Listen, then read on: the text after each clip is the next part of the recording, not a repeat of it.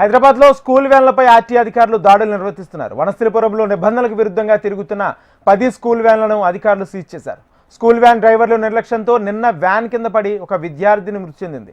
ఈ నేపథ్యంలో school వ్యాన్ల ఫిట్నెస్లపై RT అధికారులు దృష్టి సారించారు. హైదరాబాద్లో స్కూల్ వ్యాన్లపై ఆర్టీ అధికారులు దాడులు నిర్వర్తిస్తున్నారు. వనస్థలిపురంలో నిబంధనలకు విరుద్ధంగా తిరుగుతున్న 10 స్కూల్ వ్యాన్లను అధికారులు సీజ్ చేశారు. స్కూల్ వ్యాన్ డ్రైవర్ల నిర్లక్ష్యంతో నిన్న వ్యాన్ కింద పడి ఒక విద్యార్థిని మృతి చెందింది. ఈ నేపథ్యంలో స్కూల్ వ్యాన్ల ఫిట్నెస్ పై ఆర్టీ అధికారులు దృష్టి సారించారు.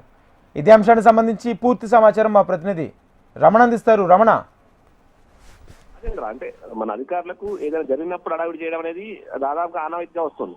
సేమ్ ఇప్పుడు నిన్న ఒక అమ్మాయి పాప 4 సంవత్సరాల చిన్నారి శ్రీ చైతన్య టెక్నో స్కూల్లో చదువుతున్నటువంటి చిన్నారి స్కూల్ సంబంధించిన వ్యాన్ కింద పడి కన్ను మూసిన దుర్ఘటన తీవ్రమైనటువంటి ఆందోళన గురి చేసింది. వరుసగా ఎంతో మంది చిన్నారులు ఈ బస్సు చక్రాల కింద పడి మరణిస్తున్నప్పటికీ కూడా పెద్దగా పట్టించుకున్న అధికారులు ఇన్సిడెంట్ జరిగినప్పుడు మాత్రం హడావిడి చేస్తారు. సేమ్ అదే ప్రస్తుతం జరుగుతుంది చెప్పాలి. ఈ రోజు ఉదయం నుంచి కూడా మనకు ఆ వనస్థలిపురం పరిధిలో ఎక్కడైతే ఇప్పుడు ఇన్సిడెంట్ జరిగింది కాబట్టి అక్కడ ఆ వనస్థలిపురం పరిధిలో దాదాపు ఆర్టీ అధికారులు తనిఖీలు చేసి స్కూల్ బస్సుల నిబంధనలకు విరుద్ధంగా తిరుగుతున్న స్కూల్ బస్సులకు సంబంధించి 10 స్కూల్ వ్యాన్లను సీజ్ చేశారు.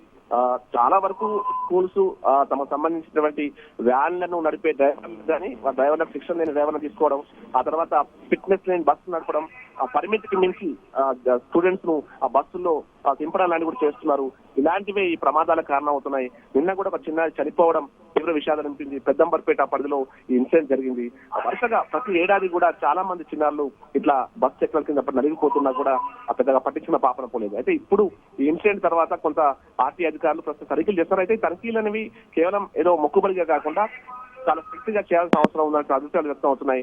భవిష్యత్తులో ఇలాంటి ప్రమాదాలు జరగకుండా ఎంతో ఉజ్వల భవిష్యత్తులో చిన్నారులు చనిపోకుండా తల్లిదండ్రులకు శోకాన్ని మిగిల్చకుండా అధికారులు చర్యలు చేపట్టాలన్నటువంటి ఒక డిమాండ్ అయితే వినిపిస్తుంది. అదేంటా రైట్, థ్యాంక్ యూ రమణ.